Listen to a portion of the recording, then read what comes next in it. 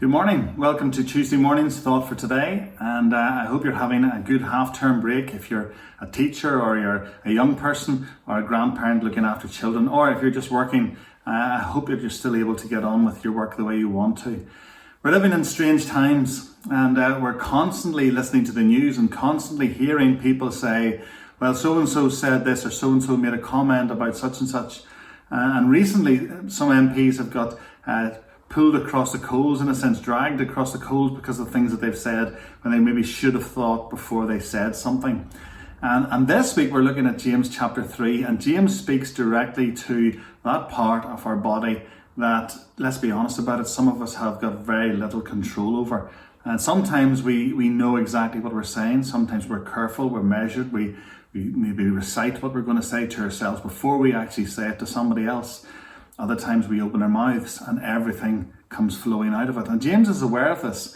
And we're thinking about this idea because we thought yesterday about people who teach and the fact that it's so easy just to open your mouth and say, well, this is what I think it means. And then to somehow, without any reference to anything else, tell somebody, well, this is what God must be saying to you because this is what I think he's saying, instead of actually weighing it up and measuring it against God's word.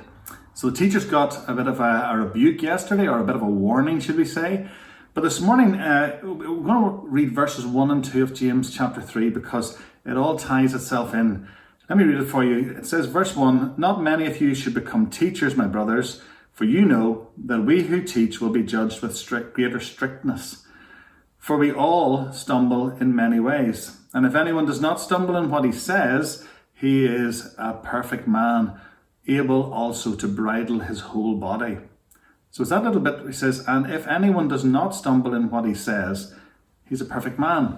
Now we know nobody is perfect. Jesus Christ was the only perfect person.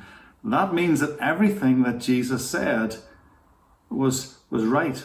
Jesus never stumbled in what he said. He never lied. He never gave a mistruth. He never said something which could have been taken as him saying something bad. He was careful in everything he said. He measured his words. He knew what he was going to say. When he wanted to say something forceful, like the way he spoke to the Pharisees and called them a brood of vipers, he didn't just let that slip. That had been going around in his head and heart for maybe an eternity, and it was the right time for him to say it. But he said it measured. He said it in a way where he was controlled in what he said. Those of us who speak, we need to be careful. James is saying, look, in teaching, in fact, in anything we say, we make mistakes. None of us is perfect. Not one of us does what we should be doing. We say things and then we go, oh, why did I say that? Or we say something and hope nobody actually noticed what we said and quickly move on. Sometimes we say things in anger and then we go, I didn't quite mean that the way it sounded. But in actual fact, if we rewind everything, the moment we said it, we actually did mean it. Sometimes we say things in haste. Oh, I'll do that. Or don't worry, I can get that sorted for you. And then we go, oh, maybe I should have thought about that before I said anything. And so many times we say things maybe without checking the facts, maybe without doing proper study for it. And we're quick to say things, or we say things without proper preparation. Now granted, we can't always go through life preparing every thought, every sentence before we open our mouths and say something to somebody.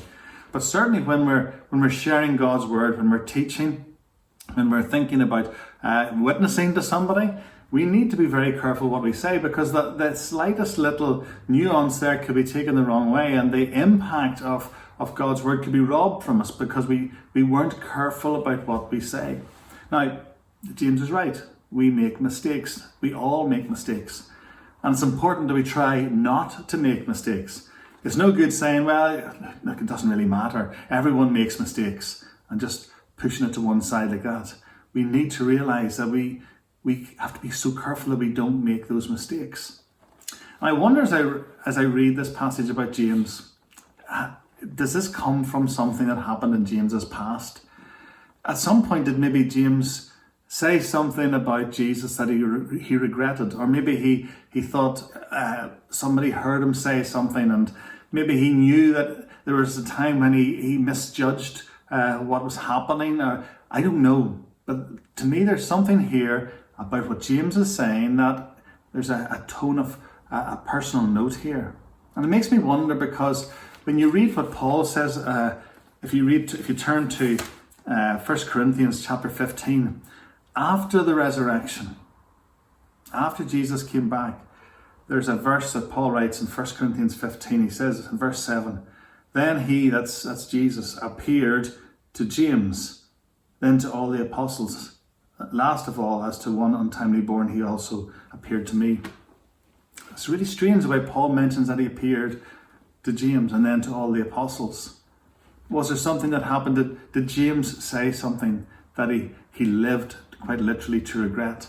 But Jesus came to him and maybe restored him in the same way as he restored Simon Peter down on the beach that morning, that he prepared breakfast for them after Simon Peter had obviously cursed, in a sense, that he knew nothing of who Jesus was around the fire. Is there something in James's past? We don't know.